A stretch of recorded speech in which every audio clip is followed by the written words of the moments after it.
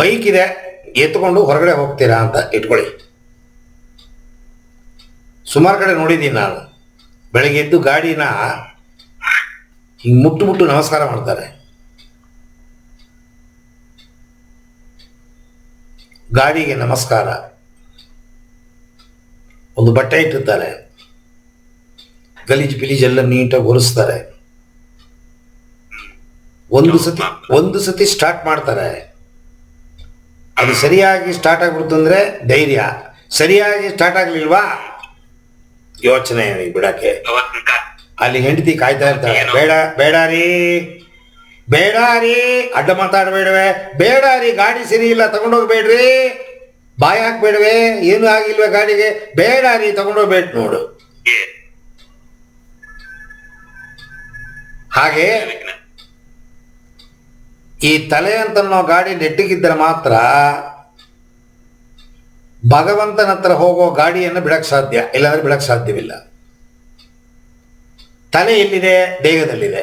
ದೇಹ ನೆಟ್ಟಿಗಿದ್ದರೆ ಮಾತ್ರ ನಿಮ್ಮ ತಲೆ ಒಳಗಡೆ ಕೆಲಸ ಮಾಡೋ ಮನಸ್ಸು ಸರಿಯಾಗಿ ಕೆಲಸ ಮಾಡುತ್ತೆ, ಇಲ್ಲದ್ರೆ ತಪ್ಪಾಗಿ ಕೆಲಸ ಮಾಡುತ್ತೆ. ಬೆನ್ನು ನೋವು, ಸೊಂಟ ನೋವು, ಮಂಡಿ ನೋವು, ಹೊಟ್ಟೆ ಏನೋ ಗೊಡಗೊಡ ಅನ್ನತ್ತೆ, ಟಾಯ್ಲೆಟಿಗೆ ಬಂದಂಗೆ ಆಗುತ್ತೆ, ಅದು ಧ್ಯಾನ ಮಾಡಕ್ಕೆ ಕೂತಾಗ ಇದೆಲ್ಲ ಆಗುತ್ತೆ. ಅದು ಬಿಡಲ್ಲ ನಿಮ್ಮನ್ನು ಧ್ಯಾನ ಮಾಡೋಕ್ಕೆ. ನೀವು ಯಾವ ರೂಟಲ್ಲಿ ಹೋಗ್ತಿದ್ದೀರಿ ಆ ರೂಟಿಗೆ ವಿರುದ್ಧವಾಗಿ ನೀವೇನು ಮಾಡಕ್ಕೆ ಹೋಗ್ತೀರಿ ತಲೆ ಒಪ್ಪಲ್ಲ. ಕಾಫಿ ಕುಡಿದ್ರೆ ಮುಚ್ಕೊಂಡು ಕಾಫಿ ಕುಡಿಲೇಬೇಕು. 4 ಗಂಟೆ 3 ಗಂಟೆ 2 ಗಂಟೆ ನೀ ಅದನ್ನು ಕುಡಿದ್ಬಿಟ್ಟು ಏನಾದ್ರು ಮಜ್ಜಿಗೆ ಕುಡಿದ್ರೆ ತಲ್ಲೋ ಬರೆಸುತ್ತೆ, ಸೂಚನೆ ಕೊಡುತ್ತೆ, ಮಗನೇ ಕಾಫಿ ಕುಡಿಯೋ ಟೈಮ್ ಬಂತು ಕೊಡಿ. ಹಂಗೆ ನೀವು ಮಾಡದೇ ಇರೋ ಈ ಧ್ಯಾನದ ಕೆಲಸವನ್ನ ಮಾಡಕ್ ಹೋದ್ರಿ ಅಂದ್ರೆ ನಿಮ್ಮ ಮನಸ್ಸು ಧ್ಯಾನ ಮಾಡಕ್ಕೆ ಬಿಡೋದಿಲ್ಲ. ಸ್ವಾಮಿ ವಿವೇಕಾನಂದರು ಹೇಳಿದ್ದಾರೆ, ಹೊಟ್ಟೆ ಹಸುವನಿಗೆ ಊಟ ಕೊಡು, ಆಧ್ಯಾತ್ಮ ಕೊಡಬೇಡ.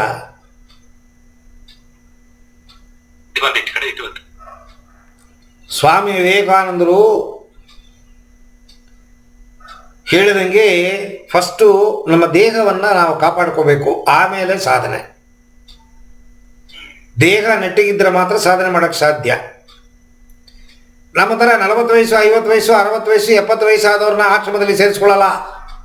ಅಪ್ಪ ಮಾಡೋದೆಲ್ಲ ಮಾಡಿಬಿಟ್ಟೆ ಮುಗಿಸ್ಬಿಟ್ಟೆ, ನಂಗೆ ಏನೂ ಇಲ್ಲ, ನಾನು ಸೇರಿಸ್ಕೋ. ಅಯ್ಯೋ 26 ವಯಸ್ಸು ಜಾಸ್ತಿ 28 ವಯಸ್ಸು ಡಿಗ್ರಿ ಆಗಿರಬೇಕು.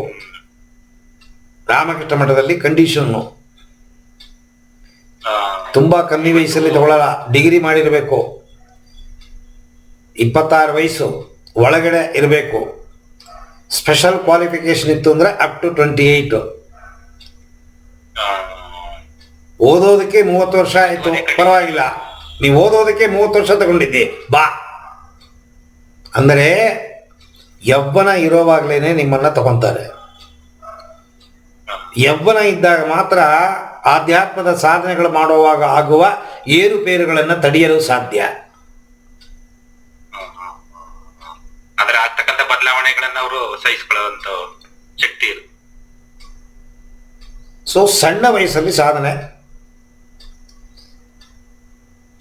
ಆದರೆ ನಮಗೇನು ಮಾಡೋದು, ಬುದ್ಧಿ ಬಂತಲ್ಲ, ಈಗ 50-60 ವಯಸ್ಸಲ್ಲಿ ಬುದ್ಧಿ ಬಂದಿದೆ, ಸಾಕು ಈ ಸಂಸಾರ, ಇಲ್ಲಿ ಏನೂ ಇಲ್ಲ, ಟುಳ್ಳು, ಸತ್ಯ ಬೇರೆ. ಪುಸ್ತಕ ಓದಿ ಅಥವಾ ಯಾರೋ ಮಾತುಗಳನ್ನು ಕೇಳಿ ಜ್ಞಾನ ಬಂದಿದೆ, 5 ಪೈಸಾ. ಮಾಡ್ಬೋದಾ? ಖಂಡಿತ ಮಾಡ್ಬೋದು. ಆದರೆ ಕೆಲವು ನಿಯಮಗಳನ್ನು ಫಿಕ್ಸ್ ಮಾಡಿದ್ದಾರೆ. ಯಾರು? ಪತಂಜಲಿ ಗುರುಗಳು. ಎಲ್ಲ ಯೋಗಗಳ ರಾಜ ಯಾರು ಅಂದ್ರೆ ರಾಜ ಯೋಗ ಪತಂಜಲಿ ಗುರುಗಳು ಕಂಡುಹಿಡಿದಿದ್ದು. ಅವರು ಸಿದ್ಧರು, ಅನುಭವಿಗಳು. ಅವರು 4500 ವರ್ಷದ ಹಿಂದೆ ಹುಟ್ಟಿದ ಈ ವೇದಗಳಲ್ಲಿ ಈ ಯೋಗ ಅಭ್ಯಾಸದ ಬಗ್ಗೆ ಮೆನ್ಷನ್ ಮಾಡಿದ್ದಾರೆ. ಸೊ ಇದು 5000 ವರ್ಷ ಹಳೆದಿದು.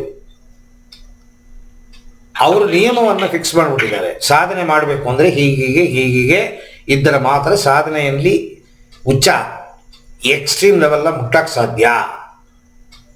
ಕಂಡಿಡಿದು ಅನುಭವಗಳನ್ನು ಪಟ್ಟಿ ಹಾಕಿ ಕೊಟ್ಟುಬಿಟ್ಟಿದ್ದಾರೆ. ಆ ಪಟ್ಟಿ ಪ್ರಕಾರ ನೀವು ಹೋದ್ರೆ ಮಾತ್ರ ತುಂಬ ಆಧ್ಯಾತ್ಮದಲ್ಲಿ ಒಳಗಡೆ ಹೋಗಕ್ಕೆ ಸಾಧ್ಯ, ಅಥವಾ ಆಧ್ಯಾತ್ಮದಿಂದ ನಮಗೇನು ಬೇಕು ಸಂಸಾರ ಜೀವನಕ್ಕೆ ಅದು ಕೂಡ ಸಿಗಲು ಸಾಧ್ಯ.